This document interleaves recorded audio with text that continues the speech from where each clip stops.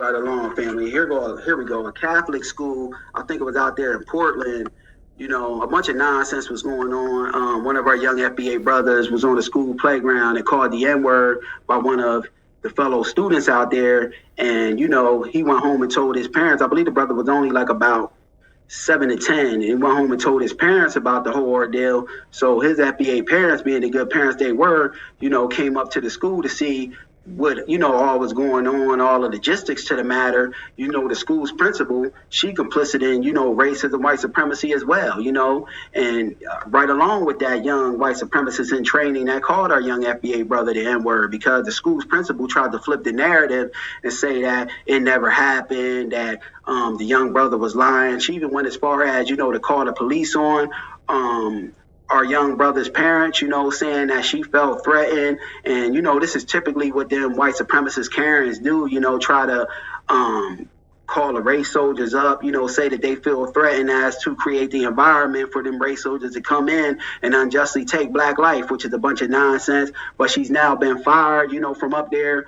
But, they ain't fire her right off the bat either, which is a bunch of nonsense. It all goes back to that system of racism, white supremacy, because the school, district, at that Catholic school, they actually, put her on paid leave or something like that, which ain't nothing but a paid vacation. And then they, gave her the ability to resign herself as to, have a good mark on her work record. So that blemish wasn't on her work record. It all ties into the system of racism, white supremacy, them looking out for and coddling and pampering one another, because she ain't get fired to, the family really, got out there and, gave backlash, pushback, and resistance. Our FBA brothers' family, gave pushback to the Catholic school out there in Portland. Then they wanted, to fire her. So good thing she got fired, but she should have been fired much quicker, because, when a black student comes to you and tells you that, somebody called him the N-word, and you make justifications, for the young white supremacists in training saying that the situation never happened, that's a bunch of nonsense, you know what I mean? Because what she should have been doing, on the other hand, was giving disciplinary action to the young white supremacists in training. And then family almost forgot to put it out on the table that they even, suspended our young brother, for a certain amount of time, for God knows what, because it all reverts back to essentially what it all reverts back to is racism, white supremacy, how we always say, that's what it is. So I got the audio and the video of that, family, and we're going to walk through and talk about it how we normally do once I find it. I think this is the one. Turn it down.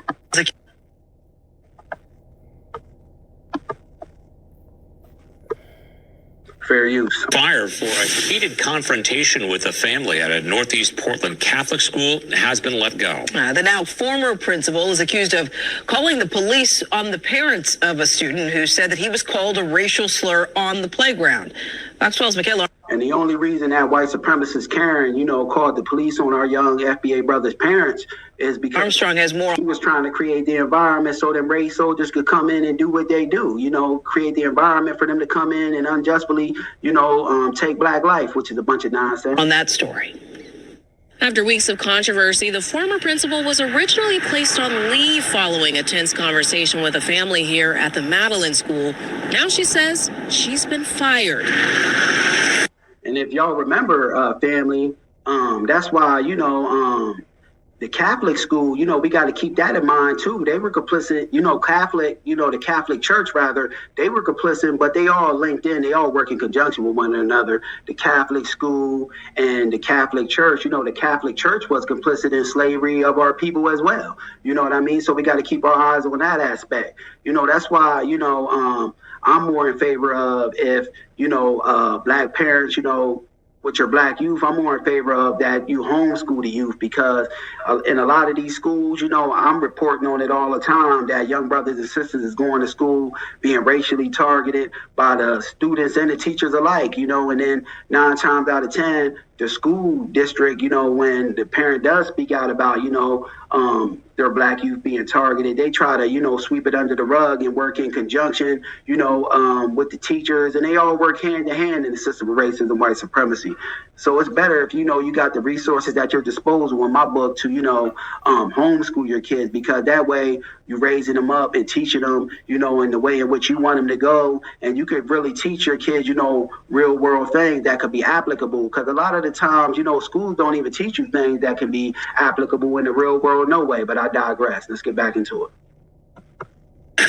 Questions have been looming around the Madeline School as to how it would address the heated exchange between parents Mike Phillips and Karis Stoudemire Phillips and Principal Teresa Rast more than a month ago. Rast called the police on them when they confronted her over their good riddance for that Principal Teresa or whatever. She should have been fired ASAP. They shouldn't have looked out for her, put her on administrative leave, and gave her the ability to resign. And that all reverts back to racism, white supremacy.